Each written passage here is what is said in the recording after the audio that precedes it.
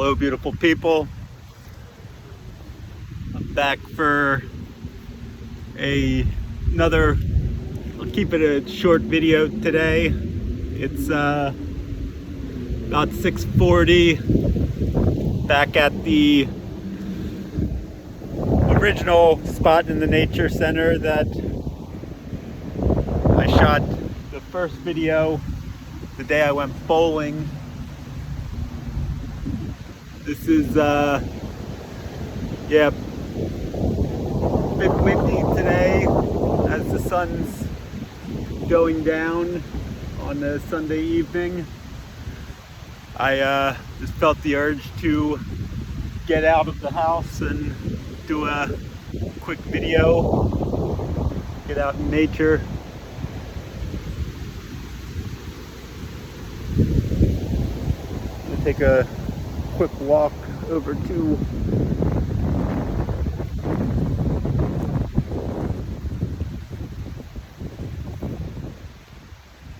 my typical spot. Somebody just came. I don't want to disturb them. But hope all of you are having a good weekend. I know it's wrapping up. Hopefully you guys got an opportunity to get out and enjoy nature a bit, or just relax and unplug from the matrix. So there's been a few things that I've been repeatedly hearing or seeing that I guess I'm getting the urge to speak about. The first one that I've noticed, a lot of things with having to do with Christmas. Obviously it's a time of giving and the holiday spirit and all that good stuff, but I feel like in my situation there's some deeper messages that are involved in why Spirit wants me to discuss it. So I was just thinking back to the last two Christmases that I've spent. So to go back to 2 years ago, I actually rented a hotel in Fort Lauderdale, Florida, and I went down to meet up with Sarah and two of her friends, Renee and Jess, and just hung out there the 2 nights before Christmas. They were wrapping presents and, we were just hanging out. And then ended up, it was like my first holiday without family or getting to spend it with Riley. So I had decorated my apartment, made it very festive for Riley, and I was gonna spend Christmas night with her. So instead of being by myself, I decided, I'd go and spend it with Sarah. Well, ends up I drove all the way down to Fort Lauderdale, and we were supposed to spend the Christmas Eve together, and she ended up ditching me. So I spent Christmas Eve by myself in a Fort Lauderdale. It was like Ocean View Hotel. Woke up Christmas morning right on the beach. Enjoyed the morning by myself there before driving back to Celebration, Florida, where I lived, and spent the night with Riley. Had a good Christmas. But that was one of those moments where I realized that, similar thing had happened on Thanksgiving, and it was just part of the same trend of things, me going out of my way to try to... I knew Sarah wasn't going to be spending her time with family, and I was trying to say, well, we're both better than being alone to spend it together. But clearly that was, I now know, all part of the bigger plan to basically break me and make me fall into a deeper depression. But last year I was at the hotel for Christmas and didn't get to see Riley until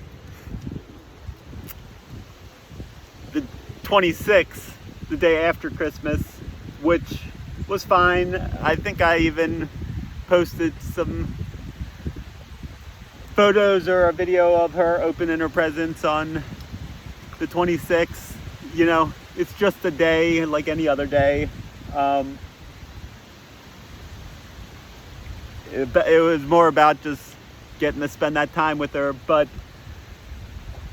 the thing that struck me as really odd about this Christmas, that I don't think I've actually discussed or talked about, was on Christmas Eve, there was very odd timing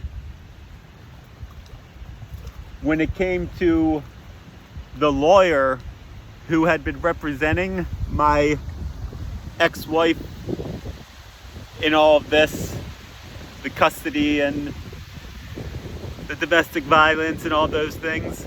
And speaking of the domestic violence, you guys might remember last year I came on around this time and spoke about how I couldn't go to my daughter's dance recital because I was fearful that they were going to basically say that I was breaking the restraining order if I went to her dance recital, and have me arrested in front of all of her friends and all the family in our community. So I chose not to go to my daughter's dance recital last year. Well, today is her dance recital, do ballet and jazz. So once again, obviously for different reasons this time, but regardless, I once again having to miss that, which Riley was bummed about. She kept asking me if I could come down for it, and I explained to her that I couldn't, as much as I wanted to. Just wasn't able to make that happen. So hopefully I will get some videos and we'll be able to watch her performance and get to talk to her later today. But regardless, yeah, the lawyer who was representing my ex-wife and her family and all of that stuff, very abruptly on Christmas Eve last year sent or filed something with the court, and I received something that he was no longer representing them. He removed himself from the case, and that he was basically leaving the country. I believe he was going to Portugal to semi-retire or something along those lines. I never really did get an explanation of what the urgency was or why he left in such a hurry on Christmas Eve. But, you know, my best guess is it's not just a random occurrence, that he was involved in something much deeper or became aware of something regarding my situation or my case that spooked him or scared him off, and he decided he didn't want anything to do with it. Or maybe he wasn't willing to go along with the things that they were trying to do. Regardless, yeah, I found it interesting, the timing on Christmas Eve, to get that announcement, to get that notice that he was no longer representing them. So yeah, I felt guided to mention that with the whole Christmas thing becoming a repeating theme that I keep hearing and seeing. I thought that's probably what I'm being pushed to discuss, that maybe me mentioning that actually has some relevance to the bigger picture here. I'm not going to do a super long message. As I said, the sun is going down. But the other thing that I wanted to quickly talk about had to do with crows. I've been hearing a lot of crows, seeing some crows, and they've been just coming up in random things. And for anybody who I used to hang out with back in the day when we used to smoke a lot of weed and just be goofy, and, you know, in high school and college, I used to have this alter ego that I called the Crow. It was just, you know, just be goofy and get like people to laugh and everything, but it was like my mysterious alter ego that I would pull out at like the most unexpected times. And it just became a thing, like if we were gonna get a crow sighting, just young stupid kids doing young stupid things. But yeah, it was like a running thing that I had for probably about a decade. I would usually do it when people least expected it, to like maybe one person, and just catch them off guard.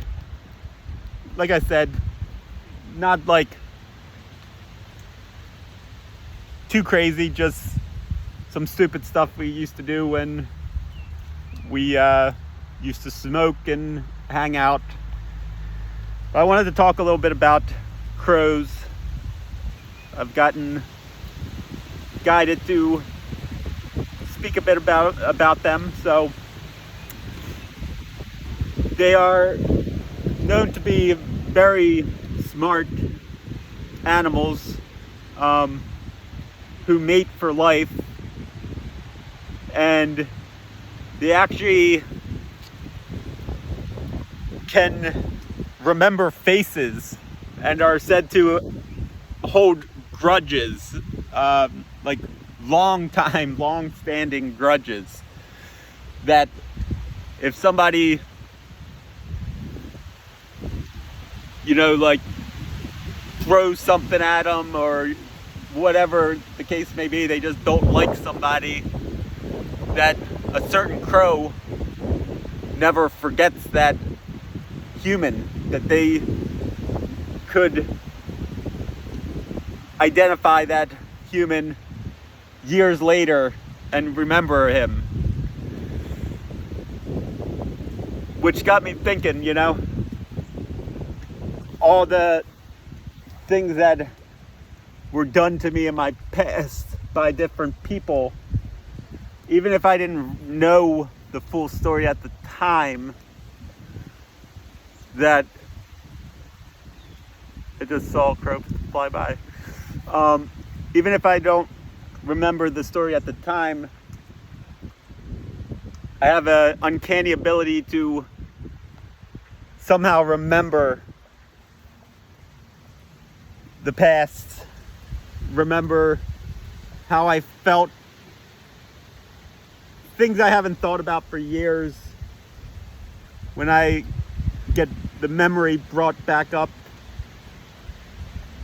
I can almost transform back and put myself back in that moment and see things differently for what they really were, not what people wanted me to believe they were. So in a way, I can remember faces and moments, and I don't want to say I hold grudges, but I don't forget, put it that way. I can forgive, but I don't forget. So in spirituality, I thought this was just, I don't believe in coincidences, but it was interesting that the crow was the animal that I picked as this alter ego of mine. So what it stands for in spirituality is change, intelligence, transformation, and it's known as a messenger from the spiritual realm, connecting unconscious and conscious mind. There's the universe again, picking up the wind. I guess I'm on to something. So, yeah, the spiritual meaning of the crow are all these things that I have discussed and I stand for, the transformation and change, doing it in an intelligent way, not letting my emotions take over, but actually being able to control those things and understanding the psychology, the unconscious and conscious mind. And basically, like I said, being divinely guided, having that connection to the 5D, living in the 3D. I am quite literally a messenger from the spiritual realm.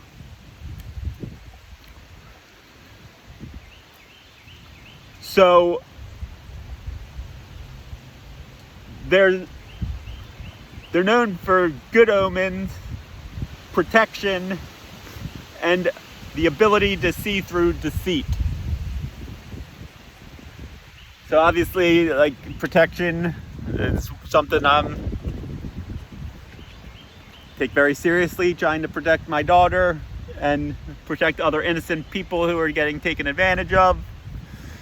And I think I've shown my ability to see through deceit time and time again, being able to uncover the stuff that people are trying to pull the wool over my eyes, but I can recognize the patterns and see through the illusions. Then it's also that duality that I always talk about, as some cultures view it as them as bad luck or death, a symbol of death, which obviously if I'm saying that I believe a crow is one of my spirit animals or spirit guides, you can look at it as the duality of being a good omen or bad luck. I guess it just depends on which side of the coin you're on and how you've been operating and what your intentions have been. If you're doing all the right things, have good intentions, operating from a place of love, and you're basically have dharma or good karma, you would view it as a good omen that is helping you navigate the dark world that we live in. But if you're part of that darkness, operating from hate and deceit and manipulation and envy and jealousy and all those things, then yeah, I could see how you might view that as a symbol of bad luck or of death. Because it's literally when you see a crow or a crow's guiding somebody operating from the light, that's a bad sign for you. Because it's basically exposing your behavior and bringing that karma upon you, which can result sometimes with, if you're doing death spells and black magic, yeah, that could end up coming back, returning to the sender and bringing death towards you. So yeah, that's just interesting. Just different perspectives of an animal that throughout time has been viewed both from a negative perspective and a positive one. But just going a little deeper to see why some people might view it as one or the other. Like I said, I just enjoy throwing out some theories and hypotheses and just having people think. So, to wrap it up about the crows, there was a movie, The Crow, back in 1994. Ended up having a cult following, which I found funny. Just the whole cult thing, you know. So Bruce Lee's son, Brandon Lee. Now, Bruce Lee died at 32 years old. Very mysterious death. He was very philosophical and had, I would say probably people had mixed feelings about him and his beliefs. But regardless, he mysteriously died at a young age. And his son, Brandon Lee, while filming on the set of this movie, The Crow, in 1994, likewise ended up tragically dying. He was accidentally, they said, shot by a prop gun. Ended up being a fatal impact, I think on his stomach or something, and he didn't end up surviving it. How that happens, who knows? But coincidentally, yeah, both father and son mysteriously died at an early age, both in the movie industry. But the plot of that movie was basically how a crow can resurrect people from the dead. Like, it has the ability to go into the underworld.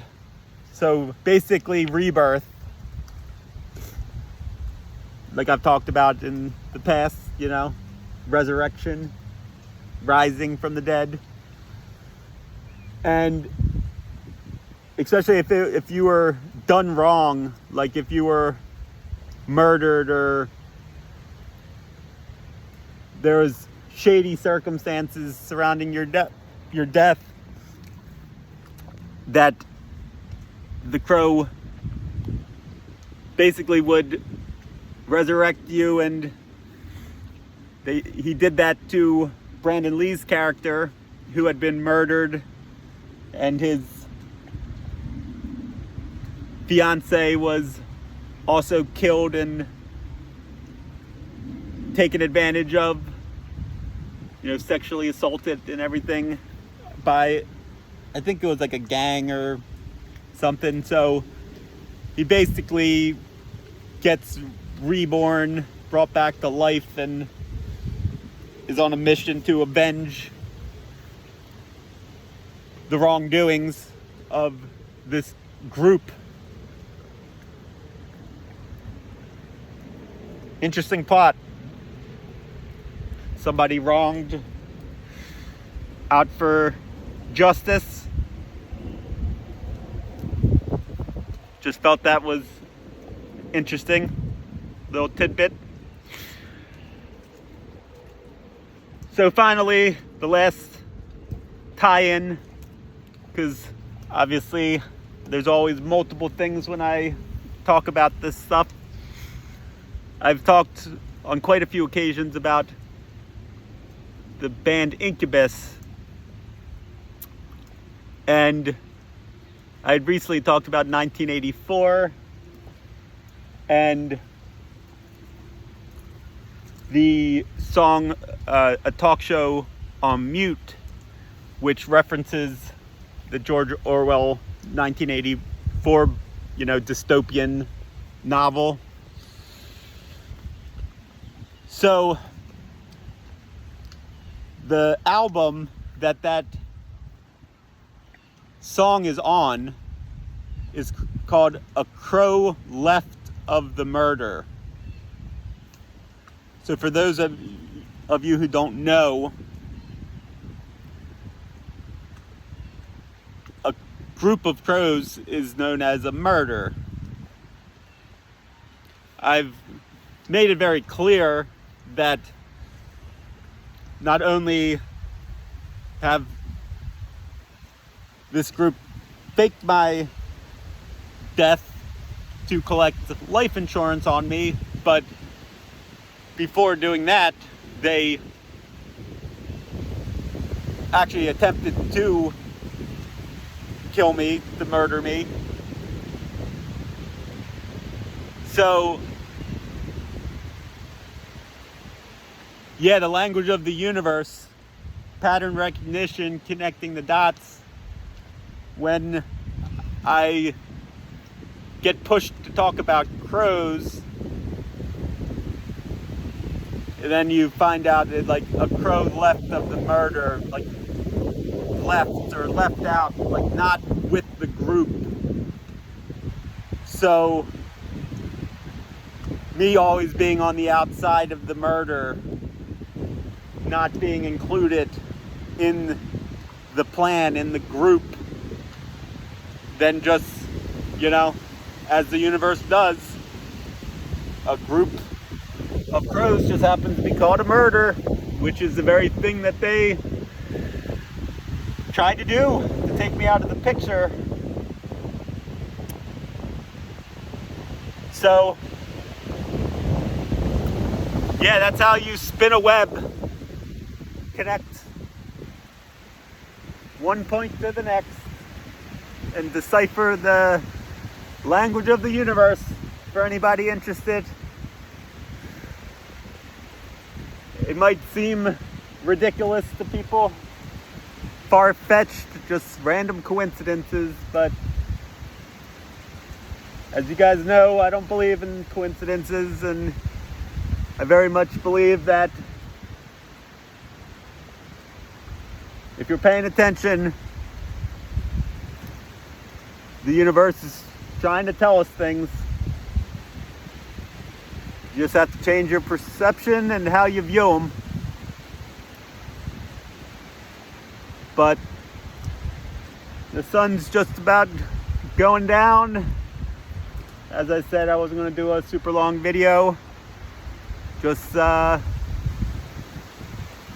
wanted to share a little interesting connect the dots exercise with you guys.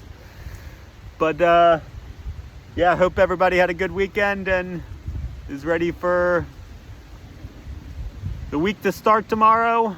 But I'm sure I will be on with more videos discussing all things good, bad, weird, and in between. So love you all. Hope everybody has a great night, and I will talk to you guys soon.